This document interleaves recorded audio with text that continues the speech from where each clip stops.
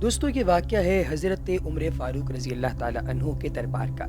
दो नौजवान हज़रत उमर फ़ारूक रज़ी अल्लाह ताला अन्हु की महफ़िल में दाखिल होते हैं और महफ़िल में बैठे एक शख्स के सामने जाकर खड़े हो जाते हैं और उसकी तरफ उंगली करके कहते हैं, या उमर, ये है वो शख्स। हज़रत उमर फ़ारूक रज़ी अल्लाह ताला अन्हु उनसे पूछते हैं, क्या किया है इस शख्स ने? तो आगे से वो जवाब देते हैं, या अमीरुल मोमिनीन, इसने हमारे बाप को कत्ल किया है। या अमीरुल मोमिनीन, हमें इंसाफ चाहिए। हज़रत उमर फ़ारूक रज़ी अल्लाह ताला अन्हु पूछते हैं, क्या कह रहे हो? क्या इसने तुम्हारे बाप को कत्ल किया है? उमर फ़ारूक रज़ी अल्लाह ताला अन्हु ने उस शख्स से मुखातिब होकर पूछा, क्या तूने वाक़अतन इन लोगों के बाप को कत्ल किया है? वो शख्स कहता है, हाँ अमीरुल मोमिनीन, मुझसे कत्ल हो गया है इनका बाप। उमर फ़ारूक रज़ी अल्लाह ताला अन्हु पूछते हैं, किस तरह कत्ल हुआ है? वो शख्स कहता है, या उमर, इनका बाप अपने ऊँट समेत मेरे खेत में दाखिल हो गया था। मैंने मना किया, वो बाज नहीं आया, तो मैंने एक पत्थर दे मारा जो सीधा उसके सर में लगा और वो मौके पर जाँ बहक हो गया।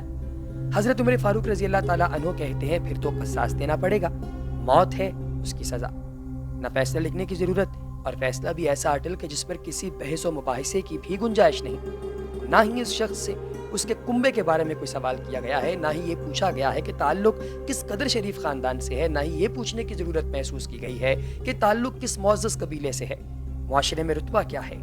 इन सब बातों से भला उमर फ़ारूक रज़ी अल्लाह ताला अन्हु को मतलब ही क्या, क्योंकि मामला तो अल्लाह ताला के दीन का है। हज़रत उमर फ़ारूक रज़ी अल्लाह ताला अन्हु के किसी फ़ैसले पर कोई भी किसी भी शख्स का मुआशरती या फिर सकाफ़ती या फिर ख़ानदानी असर रसूख काम नहीं आ सकता।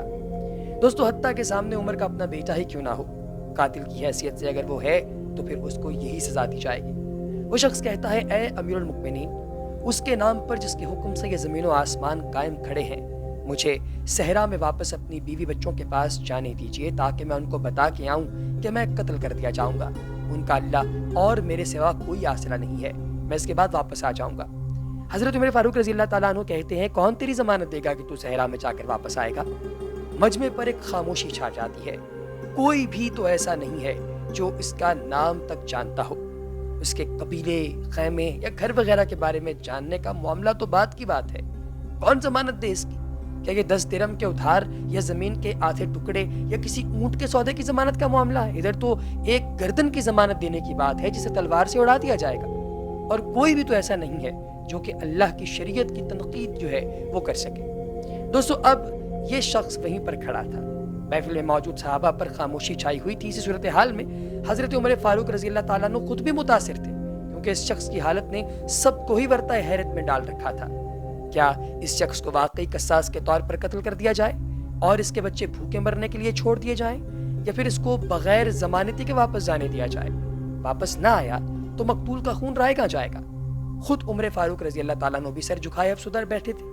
इस सूरत हाल पर सर उठाकर इल्तिजा भरी नज़रों से नौजवान की तरफ देखते हैं, माफ़ कर दो इस शख्स को। नौजवान अपना आखिरी फैसला बगैर किसी झिझक के सुना देते हैं, नहीं अमीरुल मोमिनीन, जो हमारे बाप को कत्ल करे उसको छोड़ दें, ये तो हो ही नहीं सकता। उमर फ़ारूक रज़ी अल्लाह ताला अन्हु एक बार फिर मजमे की तरफ देखकर बुलंद आवाज़ से पूछते हैं, लोगों, है कोई तुम में से कोई जो इसकी ज़मानत दे? अबू ज़र गफ़ारी रज़ी अल्लाह ताला अन्हु अपने ज़हद व सिद्क़ से भरपूर बुढ़ापे के साथ खड़े होकर कहते हैं, मैं ज़मानत देता हूँ इस शख्स की। हज़रत उमर रज़ी अल्लाह ताला अन्हु कहते हैं, अबू ज़र, इसने कत्ल किया है। अबू ज़र अपना अटल फैसला सुनाते हैं, चाहे कत्ल ही क्यों ना किया हो। उमर रज़ी अल्लाह ताला अन्हु आप फरमाते हैं, जानते हो इसे? हज़रत अबू ज़र फरमाते हैं, नहीं जानता। उमर पूछते हैं, तो फिर किस तरह ज़मानत दे रहे हो? अबू ज़र कहते हैं, मैंने इसके चेहरे पर मोमिनों की सिफात देखी है और मुझे ऐसा लगता है कि ये झूठ नहीं बोल रहा। जब उन्होंने ये जवाब दिया तो अबू ज़र अपने फैसले पर डटे हुए थे। चारों नाचार अमीरुल मोमिनीन ने कहा कि ठीक है, अल्लाह मालिक है। उमर रज़ी अल्लाह ताला अन्हु से वो शख्स 3 दिन की मोहलत पाकर रुखसत हो गया, कुछ ज़रूरी तैयारियों के लिए, बीवी बच्चों को अलविदा कहने और अपने बाद उनके लिए कोई राह देखने, और फिर उसके बाद कसास की अदायगी के लिए कत्ल किए जाने की गर्ज से लौट कर वापस आने के लिए। 3 रातों के बाद उमर रज़ी अल्लाह ताला अन्हु भला कैसे इस अमर को भुला पाते? उन्होंने तो एक लम्हे गिन कर काटे। उस असर के वक्त शहर में अस्सलातो जामे की मनादी फिर जाती है। नौजवान अपने बाप का कसास लेने के लिए बेचैन और लोगों का मजमा अल्लाह की शरीयत की तनफीज़ देखने के लिए जमा हो चुका। हज़रत अबू ज़र गफ़ारी रज़ी अल्लाह ताला अन्हु भी तशरीफ़ लाते हैं और आकर उमर रज़ी अल्लाह ताला अन्हु के सामने बैठ जाते हैं। हज़रत उमर रज़ी अल्लाह ताला अन्हु सवाल करते हैं, किधर है वो आदमी? ابو ذر رضی اللہ تعالیٰ عنہ مختصر جواب دیتے ہیں مجھے کوئی پتہ نہیں ہے یا امیر المؤمنین۔ ابو ذر رضی اللہ تعالیٰ عنہ آسمان کی طرف دیکھتے ہیں جدھر سورج ڈوبنے کی جلدی میں معمول سے زیادہ تیزی کے ساتھ جاتا دکھائی دے رہا ہے۔ محفل میں ہو کا عالم ہے، اللہ کے سوا کوئی نہیں جانتا کہ آج کیا ہونے جا رہا ہے۔ یہ سچ ہے کہ ابو ذر رضی اللہ تعالیٰ عنہ عمر رضی اللہ تعالیٰ عنہ کے دل میں بستے ہیں۔ حضرت عمر فاروق رضی اللہ تعالیٰ عنہ سے ان کے جسم کا ٹکڑا مانگیں تو عمر رضی اللہ تعالیٰ عنہ دیر نہ کریں، کاٹ کر ابو ذر کے حوالے کر دیں، لیکن ادھر معاملہ شریعت کا ہے۔ اللہ اکبر۔ مغرب سے چند لحظات پہلے وہ شخص آ جاتا ہے، بے ساختہ حضرت عمر فاروق رضی اللہ تعالیٰ عنہ کے منہ سے اللہ اکبر کی صدا نکلتی ہے، ساتھ ہی مجمع بھی اللہ اکبر کا ایک بھرپور نعرہ لگاتا ہے۔ عمر فاروق اس شخص سے مخاطب ہو کر کہتے ہیں شخص اگر تو لوٹ کر نہ بھی آتا تو ہم نے تیرا کیا کر لینا تھا؟ نہ ہی تیرا کوئی گھر جانتا تھا، نہ کوئی تیرا پتہ جانتا تھا۔ وہ بولا امیر المؤمنین اللہ کی قسم بات آپ کی نہیں ہے، بات اس ذات کی ہے جو سب ظاہر و پوشیدہ کے بارے میں جانتا ہے۔ دیکھ لیجئے میں آ گیا، اپنے بچوں کو پرندوں کے چوزوں کی طرح صحرا میں تنہا چھوڑ کر، جدھر نہ درخت کا سایہ ہے نہ ہی پانی کا نام و نشان ہے، میں قتل کر دیے جانے کے لیے حاضر ہوں۔ مجھے بس یہ ڈر تھا کہ کہیں کوئی یہ نہ کہہ دے کہ اب لوگوں میں سے باتوں کا ایفا ہی اٹھ گیا ہے۔ اللہ اکبر۔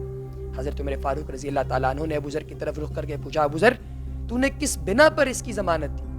ابو ذر نے کہا ہے عمر مجھے اس بات کا ڈر تھا کہ کہیں کوئی یہ نہ کہہ دے کہ اب لوگوں سے خیر ہی اٹھا لی گئی ہے۔ سیدنا عمر فاروق نے ایک لمحے کے لیے توقف کیا اور پھر ان دونوں نوجوانوں سے پوچھا کہ کیا کہتے ہو اب؟